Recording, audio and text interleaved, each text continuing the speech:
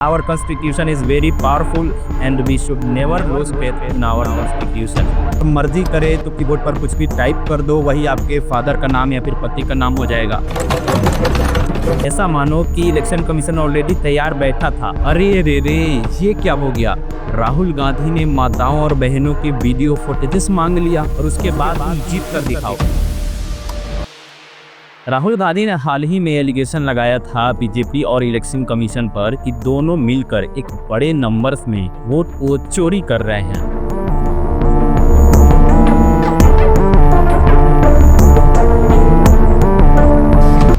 उन्होंने पूरी पब्लिक के सामने उनके इस स्ट्रेटेजी को सामने रखने के लिए एक हाइड्रोजन बम नाम से प्रेस कॉन्फ्रेंस करने की बात कही। बीजेपी के लोगों तैयार हो जाओ, हाइड्रोजन बम आ रहा है। और आज वही हाइड्रोजन बम लॉन्च हो चुका है। ये सिर्फ पहली बार ही नहीं है, इसको लेकर टोटल 2 बार प्रेस कॉन्फ्रेंस कर चुके हैं राहुल गांधी। सबसे पहले एटम बम नाम से एक प्रेस कॉन्फ्रेंस किया था जिसमें इलेक्शन कमीशन के वोट चोरी मॉडल को एक्सपोज करने की बात कही थी विद प्रूफ। इससे पहले जो प्रेस कॉन्फ्रेंस हुआ था उसमें ये बात कहा गया था कि टोटल 1 लाख से भी ज्यादा फर्जी वोटर को ऐड किया गया है वोटर लिस्ट में। We found that 1,250,000 votes। और ये बात पूरे स्टेट की नहीं हो रही है, ये बल्कि सिर्फ एक कंस्टिट्यूएंसी की हो रही है। उस समय के प्रेस कॉन्फ्रेंस की वजह से पूरे देश भर में मामला इतना ज्यादा गर्म हो गया था कि हर जगह इलेक्शन कमीशन को टारगेट किया जा रहा था। वोट चोरी नाम से हैशटैग को ट्रेंड किया जा रहा था पूरे इंस्टाग्राम और सोशल मीडिया पर। लास्ट में जाकर इन सबसे बचने के लिए इलेक्शन कमीशन के चीफ ज्ञानेश कुमार ने प्रेस कॉन्फ्रेंस किया, लेकिन शायद उस समय भूल गए थे कि वो एक डेमोक्रेसी के रक्षक हैं। ऐसा मैं इसलिए बोल रहा हूँ कि उनके उस प्रेस कॉन्फ्रेंस में कुछ इस तरह से अजीबोगरीब आंसर्स दिए जा रहे थे, ये लग ही नहीं रहा था कि वो एक डेमोक्रेसी के रक्षक हैं। हमने कुछ दिन पहले देखा कि कई मतदाताओं की फोटो उनकी अनुमति के बिना मीडिया के समक्ष रखी गई, उनके ऊपर आरोप लगाए गए, उनका इस्तेमाल किया गया। क्या अपनी माताओं, बहुओं, बेटियों सहित किसी भी मतदाता की सीसीटीवी वीडियो चुनाव आयोग को साझा करनी चाहिए क्या? अरे रे रे, ये क्या हो गया? राहुल गांधी ने माताओं और बहनों के वीडियो फुटेजेस मांग लिया, ये कैसे हो गया? तो एक बात ज्ञानेश कुमार सर, मैं आपसे ये बताना चाहता हूँ कि ये पोलिंग बूथ की फुटेजेस है, किसी के ओयो होटल की फुटेजेस नहीं है कि आप नहीं दे सकते हो। और एक बात और कि जब आप उस वीडियो को दे ही नहीं सकते हो तो आप ये वीडियो बनाते ही क्यों हो, उसे रिकॉर्ड ही क्यों करते हो? नहीं करना चाहिए ना। और रही बात माताओं बहनों की, तो जब उपराष्ट्रपति का इलेक्शन हो रहा था तो उसमें माताओं बहनों की फुटेजेस क्यों वायरल हो रही थी? पूरा इंडिया उस समय देख रहा था।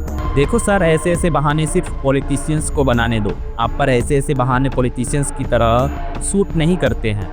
और शायद इसी वजह से इस प्रेस कॉन्फ्रेंस में राहुल गांधी का ज़्यादातर टारगेट इलेक्शन कमीशन ही था। तो चलिए आज की इस वीडियो में हम समझते हैं इस पूरे वोट चोरी मॉडल को कि कैसे लाखों नंबर्स में वोटर्स के नाम काटे जा रहे हैं, एक एक हाउस में हजारों वोटर्स को घुसा दिया जाता है, या फिर राहुल गांधी के इस प्रेस कॉन्फ्रेंस में किस हद तक सच्चाई पड़ी है।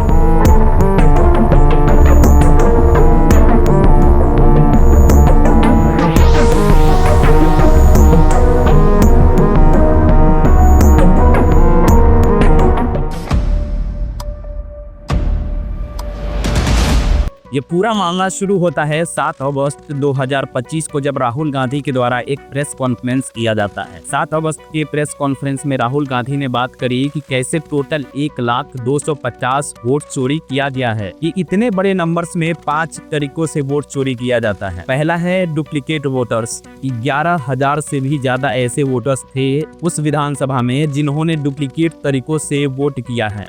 दूसरा है फेक एंड इनवैलिड एड्रेस। लगभग 40,000 से भी ज्यादा ऐसे वोटर्स थे जिनका एड्रेस इनवैलिड था या फिर फेक था, यानी कि उसमें से कई वोटर्स ऐसे थे जिनका एड्रेस ही गलत था। तीसरा है bulk voter in single address. लगभग 10,000 से भी ज्यादा ऐसे वोटर्स थे जो एक ही हाउस नंबर में पुश कर भरे गए थे। 4,000 से भी ज्यादा ऐसे वोटर्स थे जिनका फोटो था ही नहीं, या फिर उनके फोटो इतने ज्यादा छोटे थे कि आप देख तक नहीं सकते हो। और इन सब के अलावा भी 33,000 से भी ज्यादा ऐसे वोटर्स थे जिनको फॉर्म 6 का मिसयूज करके ऐड किया गया था वोटर लिस्ट में। फॉर्म 6 मैं बता दूं कि ये नए वोटर्स को रजिस्टर करने के लिए यूज किया जाता है, जो इलेक्शन कमीशन की वेबसाइट पर प्रोवाइड किया जाता है। जिससे कोई भी वोटर अपना नाम रजिस्टर करवा सकता है। ये सारे 5 तरीकों का नंबर मिलकर लगभग 1 लाख से भी ज्यादा का नंबर बनता है। आप सोचो, सिर्फ एक विधानसभा में इतने बड़े नंबर्स में वोट को चोरी किया जा रहा है तो सारे देश का क्या हाल होगा।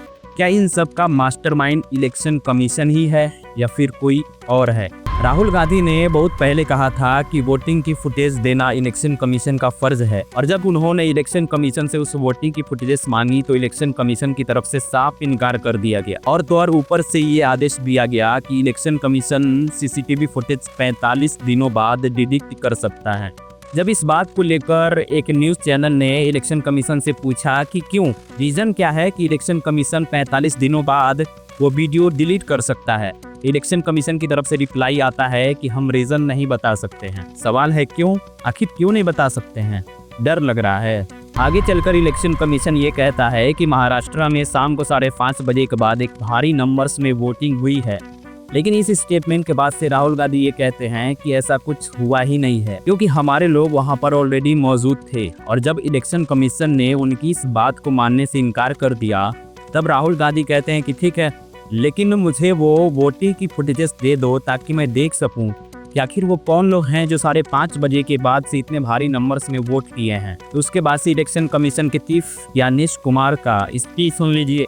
क्या अपनी माताओं, बहुओं, बेटियों सहित किसी भी मतदाता की सीसीटीवी वीडियो चुनाव आयोग को साझा करनी चाहिए क्या? इस प्रेस कॉन्फ्रेंस में जितने भी सवाल पूछे गए थे राहुल गांधी के द्वारा इलेक्शन कमीशन से, उन सारे सवालों का जवाब बहाना बनाकर साइड कर दिया गया। फिर इसके बाद से बात आता है एफिडेविट की, कि राहुल गांधी को एफिडेविट देना पड़ेगा। एफिडेविट कहाँ है? हलफनामा देना होगा या देश से माफी मांगनी होगी, तीसरा विकल्प नहीं है। तो सवाल ये है कि सिर्फ राहुल गांधी से ही क्यों? क्योंकि सेम यही एलिगेशन ही चिराग पासवान भी तो लगाए थे राहुल गांधी पर, तो उनसे तो कोई एफिडेविट मांगा नहीं जाता है। लेकिन जब वही एलिगेशन राहुल गांधी लगाते हैं तो एफिडेविट के नाम पर चिल्ला उठते हैं। ये लोग पूरे देश भर में मजाक बनाकर रखती हैं कि अगर मर्जी करे तो कीबोर्ड पर कुछ भी टाइप कर दो, वही आपके फादर का नाम या फिर पति का नाम हो जाएगा।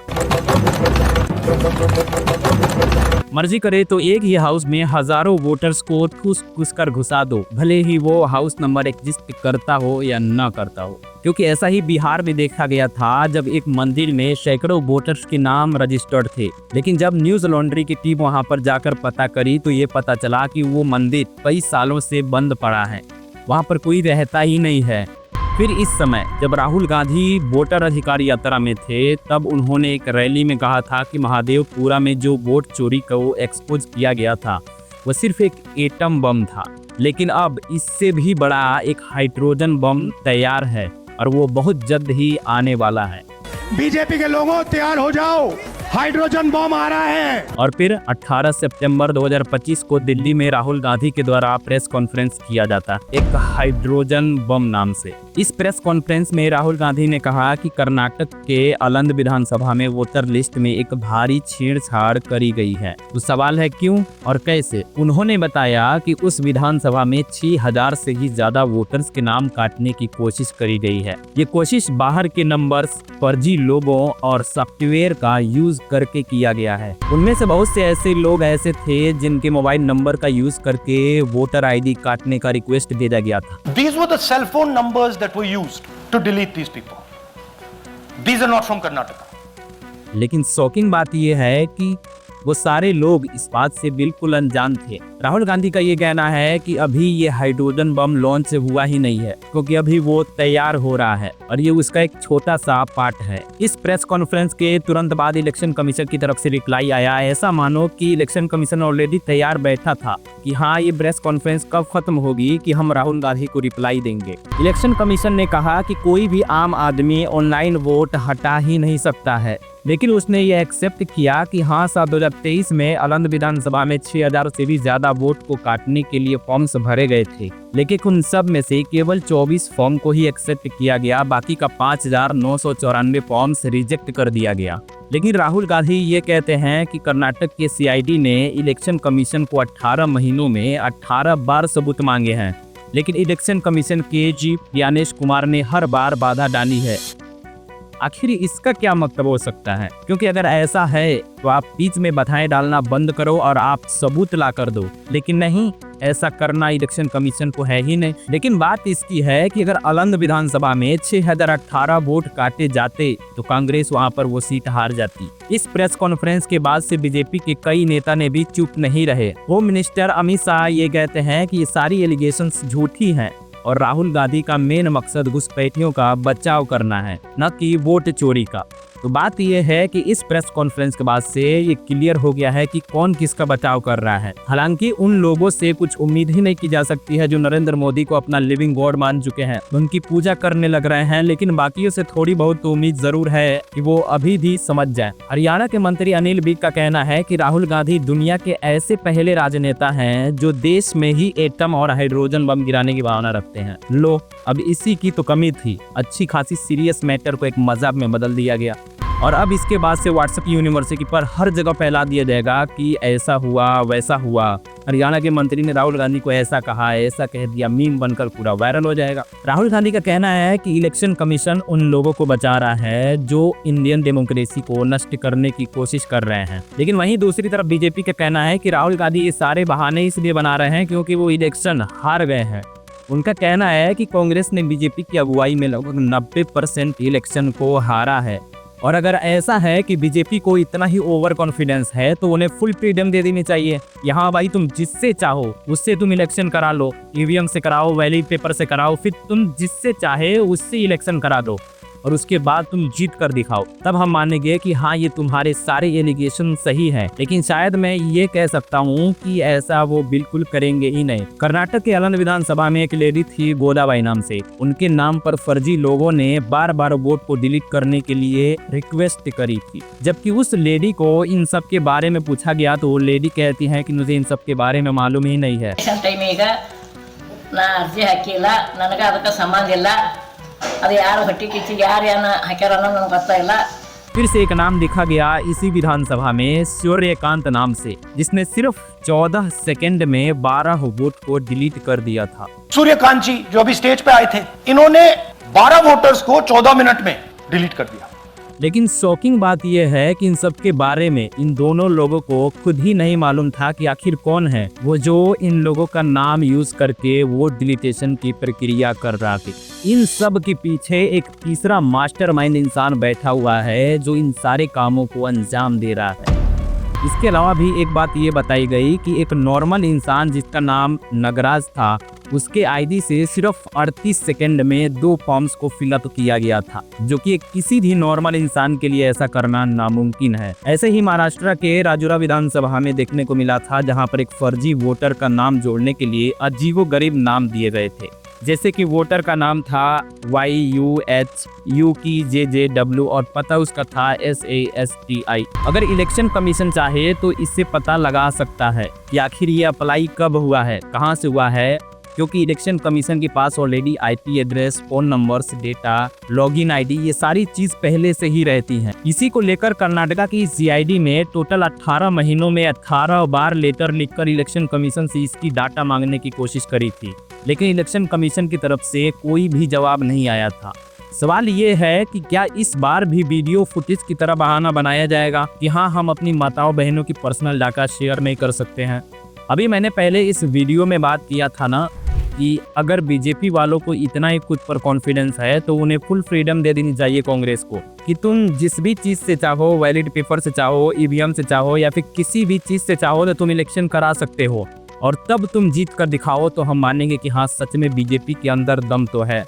लेकिन सच बात यह है कि इस समय बीजेपी बहुत ही डरी हुई है, क्योंकि जैसे कि मार्च 2023 में Anoop Baranwal versus union of India के एक लैंडमार्क सुप्रीम कोर्ट का जजमेंट आया था, जिसमें यह कहा गया कि चीफ इलेक्शन कमिश्नर और इलेक्शन कमिश्नर के अपॉइंट के लिए एक हाई पावर सिलेक्शन कमेटी बनाई जाए, जिसमें सिर्फ 3 लोग ही रहेंगे, जिसमें एक देश के प्राइम मिनिस्टर और लीडर ऑफ ऑपोजिशन और इस देश के चीफ जस्टिस मिलकर सिलेक्शन करेंगे। यानी कि ये बात सिर्फ इन्हीं 3 लोगों पर डिपेंड था कि ये लोग किसे इलेक्शन कमिश्नर का चीफ बना सकते हैं या फिर इलेक्शन कमिश्नर को अपॉइंट कर सकते हैं। लेकिन इंटरेस्टिंग बात यह है कि दिसंबर 2023 में ही सरकार ने इस कानून को बाईपास कर दिया, अपना खुद का कानून पास करके। सरकार ने कहा कि इस सिलेक्शन कमेटी में चीफ जस्टिस को हटा देते हैं और अपना खुद का एक यूनियन कैबिनेट मिनिस्टर मिनिस्टर डाल देते हैं। और इस कानून के बाद से टोटल बैलेंस बिगड़ गया, क्योंकि इस कानून की वजह से सरकार की तरफ 2 वोट चले गए और ऑपोजिशन की तरफ सिर्फ 1 ही रह गए। एक तरफ थे देश के प्राइम मिनिस्टर और एक यूनियन कैबिनेट मिनिस्टर, और वहीं दूसरी तरफ थे लीडर ऑफ ऑपोजिशन। अब इस कानून के बाद से सरकार बहुत ही आसानी से अपने हिसाब से इलेक्शन कमिश्नर अपॉइंट कर सकती थी। इसी के बाद से जब ये बिल पास हुआ तब बहुत ही चालाकी के साथ एक और बिल पास कर दिया जाता है कि कोई भी इलेक्शन कमिश्नर या फिर इलेक्शन कमिश्नर अपनी ऑफिशियल ड्यूटी करते समय चाहे कुछ भी कहे, कुछ भी करे, तो उनके खिलाफ किसी भी कोर्ट में कोई भी सिविल या फिर क्रिमिनल प्रोसीडिंग नहीं हो सकती है। अब इसका क्या लॉजिक बनता है कि आप प्रोसीडिंग नहीं कर सकते हो? हाँ, ये बात अलग है कि ऑफिशियल ड्यूटी करते समय किसी भी इंसान से छोटी मोटी गलतियां हो सकती हैं, लेकिन अगर वही गलती जानबूझकर करी जाए तो, जानबूझकर भारी नंबर्स में फ्रॉड किए जाए तो उसका क्या? फिर भी कोई प्रोसीडिंग नहीं हो सकती है। और लास्ट में जाकर ज्ञानेश कुमार को चीफ इलेक्शन कमिश्नर अपॉइंट कर दिया जाता है। उनको अपॉइंट करने की कमेटी में खुद शामिल थे नरेंद्र मोदी और होम मिनिस्टर अमित शाह, और दूसरी तरफ थे अपोजिशन पार्टी के लीडर राहुल गांधी। और फिर उसके बाद से ये लड़ाई 2 वर्सेस 1 हो गया। आज के डेट में देखो, इस सरकार के द्वारा अपॉइंट किए गए चीफ इलेक्शन कमिश्नर पर भी सवाल उठाए जा रहे हैं वोट चोरी को लेकर। लेकिन प्रॉब्लम ये है कि अपनी गलती एक्सेप्ट करने की बजाय ये नए बहाने बनाकर साइड निकलते जा रहे हैं। बात सिर्फ एक ही है कि अपने आप को बेगुनाह साबित करो अगर आपने वोट चोरी को अंजाम नहीं दिया है तो, और लोगों का जो विश्वास है वो आप रिस्टोर करो या फिर आप इस्तीफा दे दो। लेकिन आज के डेट में ऐसा कहाँ देखने को मिलता है कि कोई भी इस्तीफा दे दे। आप 1000 गलतियां करो फिर भी आप कहो कि नहीं, ऐसा हमने किया ही नहीं है, मैं ऐसा कर ही नहीं सकता हूँ और ना ही मैं इस्तीफा दूंगा। खैर, our constitution is very powerful and we should never lose faith in our constitution. जय हिंद, जय भारत।